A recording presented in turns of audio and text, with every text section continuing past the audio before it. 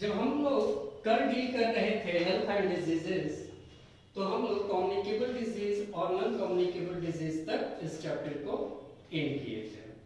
इसी चैप्टर को जब हम आगे बढ़ाते हैं तो सबसे पहला टॉपिक होता है हाउ पैथोजोन्स कॉज डिजीजेस, यानी कि जो डिजीज कॉज करने वाले जो माइक्रो ऑर्गेनिज्म हैं या जो पैथोजोन्स हैं, आखिर वो बीमारी को कैसे क्रिएट करते हैं, है ना। तो जो पैथोजोन्स होता है वो बीमारी को दो तरीके से क्रिएट कर सकता है, एक टिश्यूज को डैमेज करके और दूसरा टॉक्सिक सेक्रीशन करके। यानी कि ये पैथोजोन्स आपके अंदर जाएंगे, आपके इंपॉर्टेंस और नेसेसरी सेल्स को डैमेज कर देंगे, तो भी आप बीमार पड़ जाओगे। हो सकता है कि ये पैथोजोन्स अपने अंदर कुछ ऐसे टॉक्सिक सब्सटेंसेस सेक्रीट कर दे जिस टॉक्सिक सब्सटेंस के कारण आपके अच्छे सेल उसके संपर्क में आए और मर जाएं, यानी कि जहर पैदा करते।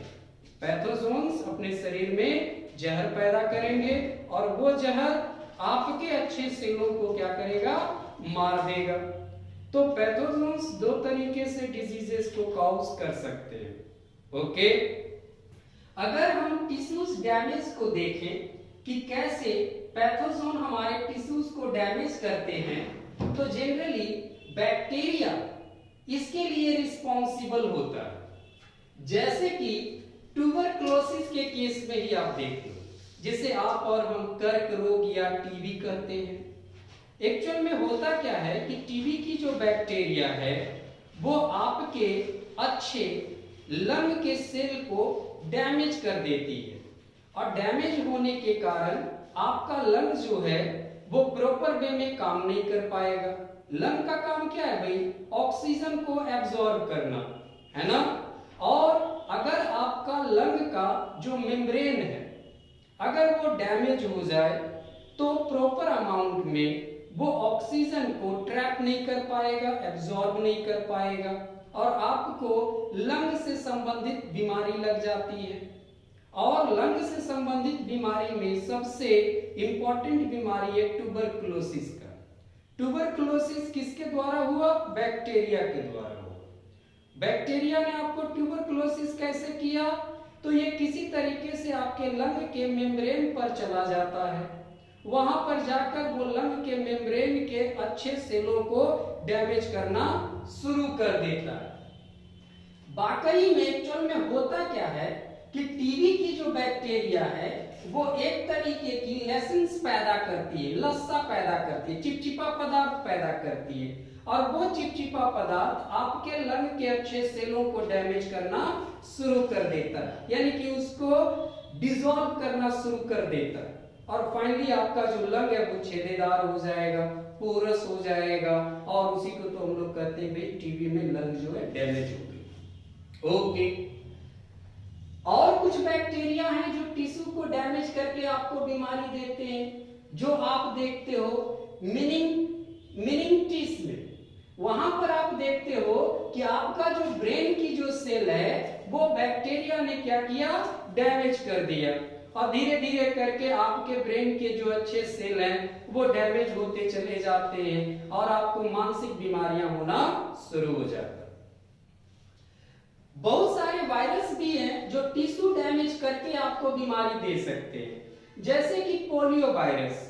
पोलियो वायरस जो होता है वो आपके शरीर में किसी तरीके से इन कर जाएगा, और आपका जो मोटर नर्व्स है जो रिस्पॉन्सिबल होता है कंट्रोल एंड कोऑर्डिनेशन के लिए, आपके शरीर में जो मैसेजेस हैं वो up to down, cell to cell अच्छी तरीके से पहुंचाता है। बाय द वे, अगर पोलियो वायरस के संपर्क में आपका मोटर नर्व्स आ जाए तो ये मोटर नर्व्स को डैमेज कर देता है, जिसके कारण जो मैसेज ऊपर से नीचे या एक सेल से दूसरी सेल तक, एक अंग से दूसरी अंग तक पहुंचनी चाहिए वो नहीं पहुंच पाता है। तो इस पैथोजोन ने आपके अंदर बीमारी किया है, और वो बीमारी इसलिए कर दिया क्योंकि इसने आपके अच्छे सेल को डैमेज कर दिया। तो हमने देखा कि पैथोजोन डिजीज टिश्यूज को डैमेज करके बीमारी क्रिएट कर सकता है। दूसरा इसके पास आसान सा तरीका है टॉक्सिक सेक्रीशन करके, यानी कि ये पैथोजोन्स अपने अंदर कुछ ऐसे हार्मफुल है ना पॉइजनस केमिकल सेक्रीट करेंगे जिसके संपर्क में अगर आपके अच्छे सेल आ जाएं तो वो मर जाएंगे, वो खराब हो जाएंगे, डैमेज हो सकता है। ठीक है, ये जो टॉक्सिक सब्सटेंस होता है आपका पैथोजोन दो तरीके से क्रिएट कर रहा है। एक तो ये बनाया और उसी समय बनाकर उस टॉक्सिक सब्सटेंसेस को पोर कर दे, एक्सक्यूज कर दे, है ना, छोड़ दे, तो बगल वाले जो सेल उसके संपर्क में आएंगे वो डैमेज हो जाएंगे। तो अगर बैक्टीरिया या पैथोजोन्स है ना अपने शरीर के अंदर कोई केमिकल, कोई टॉक्सिक केमिकल पैदा करता है, उसको रिलीज करके बगल वाले सेल को डैमेज करता है, तो उसको हम लोग कहेंगे एक्सोटॉक्सिन्स। क्या कहेंगे? एक्सोटॉक्सिन्स। और एक होता है इंडोटॉक्सिन्स। इंडोटॉक्सिन के केस में बैक्टीरिया अपने अंदर टॉक्सिक सब्सटेंस को पैदा करता है पर उसको वो बाहर नहीं निकाल सकता जब तक कि वो मर न जाए या अपने आप में गल न जाए। यानी कि उसके मरने के बाद और गलने के बाद वो टॉक्सिक सब्सटेंसेस बाहर आ जाएंगे और बगल वाले सेल को डैमेज कर देंगे। यानी कि पैथोजोन्स टॉक्सिक सब्सटेंसेस को दो तरीके से पैदा करते हैं। एक, जिंदा रहते हुए वो पूरी जिंदगी टॉक्सिक सब्सटेंसेस को पैदा करते रहेंगे और टाइम टू टाइम छोड़ते रहेंगे। अगर ऐसा नेचर है उसका तो उसे हम लोग कहेंगे एक्सोटॉक्सिन्स। अगर वो बैक्टीरिया या वो पैथोजोन्स अपने अंदर वो टॉक्सिक केमिकल को पैदा करता है और उसके मरने या गलने के बाद अगर बॉडी के दूसरे हिस्सों में वो केमिकल चला जाए तो उसे हम लोग कहेंगे इंडोटॉक्सिन्स। क्लियर है? यहां पर एक्सोटॉक्सिन्स के जैसे शरीर में पैथोजोन ने अपने अंदर वो केमिकल पैदा किया और टाइम टू टाइम रिलीज कर रहा है, जैसे कि टेटनस का वायरस। ठीक है, टेटनस के केस में जो पैथोजोन आपको टेटनस दिया है ना, उसने अपने शरीर में टॉक्सिक सब्सटेंस पैदा किया और टाइम टू टाइम निकाल भी रहा है। यानी वो जिंदा है, वो मरा नहीं है, वो गला नहीं है और वो पूरी जिंदगी यही काम करते रहेगा, टॉक्सिक सब्सटेंसेस बनाता रहेगा और आपके बगल वाले सेल के पास उसको रिलीज करता रहेगा। ओके, तभी तो वो एक्सोटॉक्सिन्स के अंतर्गत गए। ठीक है, वही आपको स्कारलेट फीवर में भी देखने को मिलेगा, डिप्थीरिया में देखने को मिलेगा और बुटिलिज्म फूड पॉइजन को कहा जाता है। ठीक है, फूड पॉइजन के लिए जो बायोलॉजिकल वर्ड आते हैं वो है बुटिलिज्म। तो बुटिलिज्म जो बीमारी पैदा हुई, यहां पर ये जो पैथोजोन्स होंगे अपने शरीर के अंदर वो टॉक्सिक केमिकल पैदा करते रहेंगे और टाइम टू टाइम छोड़ते रहेंगे और बगल वाले सेल को वो डैमेज करते रहेंगे। ओके, इंडोटॉक्सिन्स में हम कुछ बीमारियां देखेंगे जैसे कि डाइसेंट, कॉलरा, बुमोनिक प्लेग या डाइसेंट्री। ये सारी बीमारियों में ये जो पैथोजोन्स है अपने शरीर में जो भी केमिकल पैदा किया टॉक्सिक केमिकल, वो तभी निकलेगा जब ये मर जाए। यानी कि एक बार इसने पैदा किया, ये मरेगा और बगल वाले सेल को ये डैमेज कर देगा। ठीक है, ये पूरी जिंदगी ऐसा नहीं करते रहता। ये केमिकल उसके बॉडी से तभी निकलेगा जब ये एक्सपायर करेगा, डेड हो जाएगा। यहां पर लिखा हुआ है ना आफ्टर डेथ, है ना, मरने के बाद या टूटने के बाद। जब उनका बॉडी टूट जाए, वो मर जाए, तो उनके अंदर जो टॉक्सिक सब्सटेंसेस है वो बाहर निकल आएगी और बगल वाले टिश्यूज को वो डैमेज करेगा। क्लियर बेटा? दूसरा जो आपका टॉपिक है वो है बेटा डिफेंस मैकेनिज्म। हमारा शरीर इन सारे रोगों से लड़ने के लिए अपने आप में एक प्रतिरोध क्षमता पैदा करता है ताकि अपने शरीर को ये बचा सके। ये हर एक लिविंग क्रिएचर्स करता है। ऐसा नहीं होता तो हर कोई बहुत आसानी से इजीली अफेक्टेड हो सकता था इन पैथोजोन्स के कारण, पर हम शायद ही डिफेंस मैकेनिज्म कमजोर पड़ जाता है, जब हमारा रोग से लड़ने वाली जो क्षमता है जब कमजोर पड़ जाती है तभी हमें कोई बीमारी लगता है। ओके, अदरवाइज हमारी बॉडी इतनी काबिल है कि उन सारे पैथोजोन से वो लड़ सके। ओके, यहां पर लिखता है the ability of a host body to prevent और overcome the affect caused due to invasion of pathogens, यानी कि किसी परजीवी के द्वारा आपके बॉडी पे अटैक हो और आपका बॉडी उस बीमारी से लड़कर या तो जीत जाए या फिर उस बीमारी कॉजिंग माइक्रो ऑर्गेनिज्म को आपका बॉडी हरा दे, उसे हम लोग क्या कहेंगे बेटा? रेसिस्टेंस और इम्यूनिटी कहेंगे। रेसिस्टेंस या इम्यूनिटी कहेंगे, यानी कि आपका वो रोग प्रतिरोध क्षमता है बॉडी का। क्या भाई कि हमारे बॉडी में अगर कोई पैथोजोन्स आया है, हमारा डिफेंस मैकेनिज्म उससे लड़कर हमारी बॉडी को, है ना, उस दौर से बाहर निकाल लेगा, उस बीमारी वाले दौर से बाहर निकाल लेगा, चाहे उसे मारना ही क्यों ना पड़े, उस पैथोजोन को मारना ही क्यों ना पड़े। डिफेंस मैकेनिज्म जो आपका है वो दो तरीके से काम करता है, एक एक्सटर्नल डिफेंस मैकेनिज्म और दूसरा इंटरनल डिफेंस मैकेनिज्म। पहले हम लोग बात करेंगे कि हमारा बॉडी बाहर से लड़कर कैसे इन पैथोजोन से हमें बचाता है ना। ये अंदर के बॉडी ऑर्गेनिज्म में पार्टिसिपेट नहीं कर रहे हैं, जो भी कर रहे हैं कौन कर रहे हैं? एक्सटर्नल डिफेंस मैकेनिज्म है, ठीक है, बाहरी वाला। कहता है involve mechanical and chemical factor. External defence mechanism में आपका बॉडी या तो मैकेनिकल फैक्टर को लॉन्च करेगा, उसका मदद लेगा, या तो फिर केमिकल का मदद लेगा, पर ये सारी चीजें बाहर ही रहेगी, है ना। ये आपके स्किन भी हो सकता है। सपोज कीजिए आपके स्किन के संपर्क में न जाने कितने पैथोजोन्स आते हैं, क्या हर एक पैथोजोन आपको बीमारी कर रहा है? नहीं, क्योंकि आपका स्किन जो है, आपकी जो ऊपर की जो चमड़ी है वो एक्सटर्नल डिफेंस मैकेनिज्म के तौर पे काम कर रहा है। वो इतना पोरस भी नहीं है कि कोई ऐरा गहरा इसके अंदर चला जाए, और ये जाने भी नहीं देगा भाई, है ना।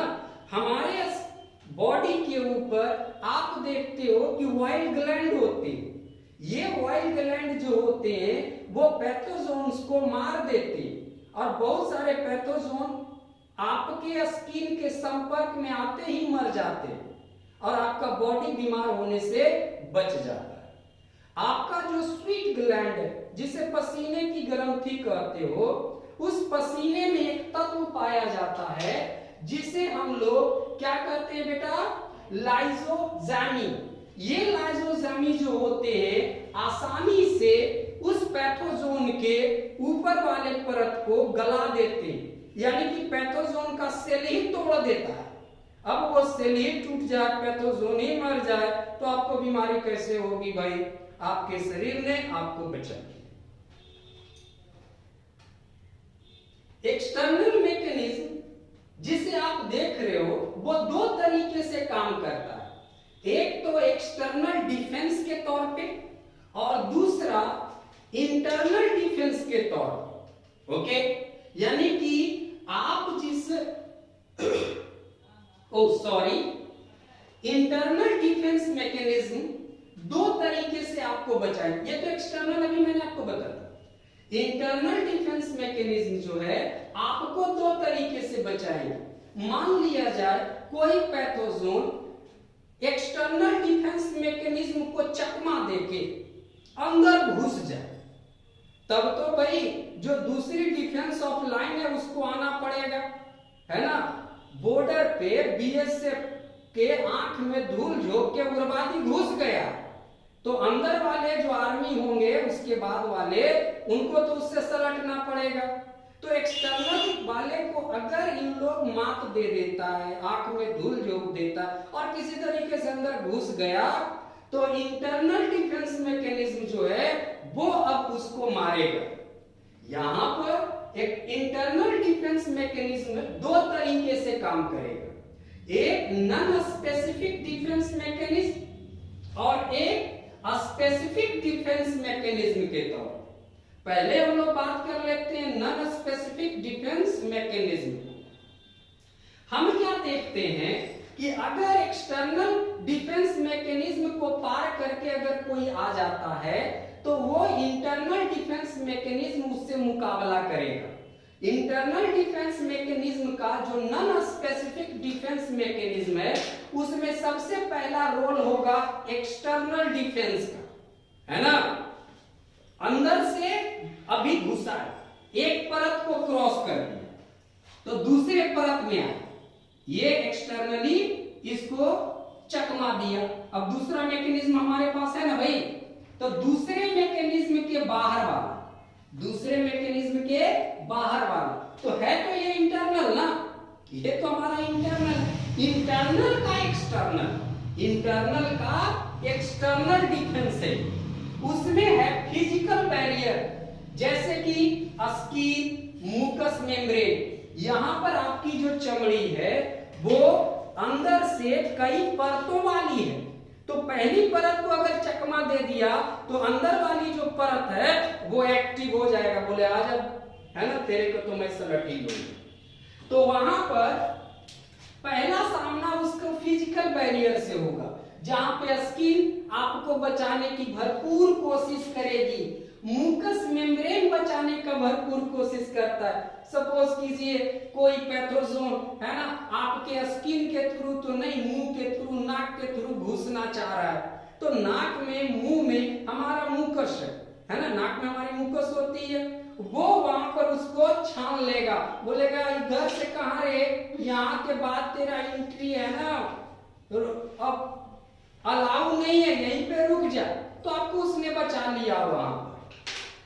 या फिर एक्सटर्नल डिफेंस में ही कुछ केमिकल भी सपोर्ट करेंगे जो कि केमिकल बैरियर के तरह काम करेंगे। अभी मैंने बताया था आपको वाइट ग्लैंड, स्वीट ग्लैंड बताया, ये आपको क्या कर रहे हैं, मदद करेंगे कि भाई इसके अंदर नहीं जानी है, यहीं पे रुको, तुम क्योंकि जाओगे, तुम्हारा तो आदत है, या तो मेरे सेल को डैमेज करोगे, या तो अचड़ा कचड़ा पैदा करोगे, टॉक्सिक सब्सटेंस पैदा करोगे और मेरे सेल को भाई तुम जो है बीमार कर दोगे, मैं तेरे को अलाउ नहीं कर सकता, तो रोकेगा वहां पर वो अपनी हद पर। इंटरनल डिफेंस में बाय द वे वो अगर इस दोनों लाइन को भी क्रॉस करके भाग गया, आपके स्किन के ऊपर वाले को तो चकमा दिया ही, अंदर वाले को भी दिया, वाइट ग्लैंड को भी दिया, स्वीट ग्लैंड को भी दिया, मेम्ब्रेन, सेल मेम्ब्रेन को भी दे दिया, अब तो नेक्स्ट स्टेप पे उसको सलटना पड़ेगा। मतलब आर्मी वाले को भी उस उग्रवादी ने चकमा दे दिया, बीएसएफ को दिया, आर्मी को दिया, अब भाई जो लोकल सिक्योरिटी बॉडी होंगे अब वो कमान संभालेंगे, है ना, पुलिस वगैरह, अब वो घरे घरे खोजेगा, अरे उसको अंतरे को पकड़ के लाते। तो यहाँ पर इंटरनल डिफेंस में व्हाइट ब्लड कार्टल्स यानी कि आपका WC जो है वो यहाँ पर बहुत ज्यादा मदद करता है, वो ऐसे अनवांटेड पैथोजोन को छाट छाट के मारता है ताकि वो आपके शरीर के अंदर प्रवेश न करे, आपको कोई बीमारी न दे। यहाँ पर लिम्फोसाइट, आपका WBC का ही एक पार्ट होता है लिम्फोसाइट, ये क्या करता है कि एंटीबॉडी के तरह काम करता है, यानी कि पैथोजोन में जाके चिपक जाता है, उसी का रूप धारण करता है और फिर ओकरे धीरे धीरे करके कमजोर करके मुआ देता है, यानी कि दोस्ती करके गला घोट देता है, बोला अच्छा ऐसे हुआ, तेरे को बताते। मोनोसाइट्स ये फैगोसाइटिक होता है, ये WBC का जो बंदा है ये तो कॉलर एकदम सीधा करते जाता है, 4 पटका लगाता है, ओकरे खा जाता है, बोला आ गया तो अब तो तुम मेरा भोजन हो गया भैया, बहुत दिन से भूखे थे। यहां पर इसिनोफिल्स, ये भी आपका WBC का ही एक पार्ट है बेटा, कंपोनेंट है, ये act as a parasitic form. ये तो और है ना एकदम से पैरासाइटिक वाला रोल में जाता है। ये क्या करता है, ये थोड़े ज्यादा छोटे होते हैं उस बैक्टीरिया और वायरस के समतुल्य, वो उसी में घुस जाता है और उसी को धीरे धीरे अंदर से करके खा जाता है। बोला आया तो मेरे को बीमार कर लेना, लो मैं तेरे को बीमार कर दिया, ना तुम रहोगे ना बीमारी करो। न्यूट्रोफिल्स, ये भी आपका WBC का ही एक कंपोनेंट है, ये भी फैगोसाइटिक होता है। ये भी जाके एकदम से उस पैथोजोन को है ना लेग पीस, चिकन पीस जो कहना है उस समझ के उसको खा पी के बराबर कर देगा। इंटरनल डिफेंस में WBC के बाद एक और बंदा है, वो है मैक्रोफेज। मैक्रोफेज एक्चुअली में मोनोसाइट जो होते हैं WBC का, वो कुछ बड़ा हो जाता है, और जब बड़ा हो जाता है ना मोनोसाइट वाला सेल कुछ हद से ज्यादा, तब वो कहलाने लगता है मैक्रोफेज। और इसका तो नेचर आप जानते ही हो, जाके कच्चे चिवा जाने वाला है, फैगोसाइटिक नेचर का है। वो गया पैथोजन को उलट पुलट को देखता है, रोस्टेड करता है, इंगल्फ कर लिया, बोला तेरा तो यहीं पे टाइम टाइम से बर्बाद। एक है इंफ्लेमेटरी रिस्पॉन्स, बोला अच्छा ऐसे नहीं तू सुनेगा है ना। ये क्या करते हैं जरा समझिएगा कि जहां जिस सेल में पैथोजोन है उसके अगल बगल सेल के पास मस्त सेल चला जाएगा। क्या हो जाएगा बेटा, मस्त सेल पहुंच जाएगा। और मस्त सेल जो है वो एक केमिकल सेक्रीट करेगा, और वो केमिकल क्या होगा बेटा, हिस्टेमाइन। कौन सा, हिस्टेमाइन। और ये सारा लोग हिस्टेमाइन केमिकल पैदा करेगा, जिसके कारण आसपास की जो सेल मेम्ब्रेन है वो ढीली पड़ जाएगी, लाल हो जाएगी, और ये सड़ के अपने सारे सेलों को गला देगी। और इससे गलने से जो अगल बगल के सेल थे उसका अंदर का जो सब्सटेंस है वो बाहर आ जाएगा। और सेल में इतना ताकत होता है कि इस पैथोजोन को है ना गला के वो मार दे। इसीलिए इन्फ्लामेशन में आप देखते हो आपको कोई जख्म हो जाती है, जख्म होती है तो गौर करना वो पहले टाइट हो जाती है, कड़ा हो जाता है, इन्फ्लामेशन एक्शन में आ चुका है। धीरे धीरे करके तुम गौर करना वहां पे तेरे को जलन होने लगता, टेम्परेचर बढ़ रहा है, लाल हो जाएगा, सारा सेल गल के इतना ज्यादा पावरफुल, उससे ज्यादा टॉक्सिक यही हो जाता है। यानी कि कहते हैं जहर जहर को मारता है, तो कहता है यार तू जहर है ना, तो हम लोग सब मिलके जहर बन जाते, अब तेरे को मार देते। इसीलिए आप देखते हो कि जहां पे जख्म होता है वहां के सारे सेल गल जाते हैं, और गल कर अंदर का जो पैथोजोन्स है उसको मार देता है, और बाद में वो बाहर चले आते हैं। जख्म के अंदर गड्ढा बन जाता है कि नहीं। और एक बार जब पैथोजोन मर गया तो वो वाला जो डैमेज पार्ट है शरीर खुद ही उसको है ना रीस्टोर कर लेगा। बोलेगा कोई बात नहीं, 2-4-10 दिन लगेगा, खाएंगे पिएंगे, इतना सेल बना के इसको भर देंगे, है ना, दुश्मन तो साफ हो ही गए। इसको हम लोग कहते हैं बेटा इन्फ्लामेटरी रिस्पॉन्स। इसीलिए आपको जब भी जख्म होती है तो चारों तरफ गोलाई में लाल हो जाता है, देखते देखते वहां हीट नहीं आपको फील होता है कि वहां का टेम्परेचर बढ़ा हुआ है, और एक्चुअली में वो प्रोसेस कर रहा है, सारे सेल आपस में गल रहे हैं, गल कर वो इतने टॉक्सिक हो जाएंगे कि जो पैथोजोन है उसको भी वो किल कर लेंगे आसानी से, है ना। Very good. और एक होता है फीवर। फीवर करके भी पैथोजोन को मारा जा सकता है, यानी कि बॉडी का टेम्परेचर बढ़ाकर। हमारा बॉडी जो है, हमारी जो सेल है वो लमसम 37 डिग्री सेल्सियस तक तो ऐसे ही नॉर्मल रहती है। बैक्टीरिया वगैरह या कोई पैथोजोन अगर इंटर कर जाए तो क्यों नहीं इतना तापमान बढ़ा दो कि दुश्मन खुद ही मर जाए, दुश्मन खुद ही मर जाए। हमारा शरीर जो है एक केमिकल सेक्रेट करता है फेरोजिन। क्या बेटा? फेरोजिन।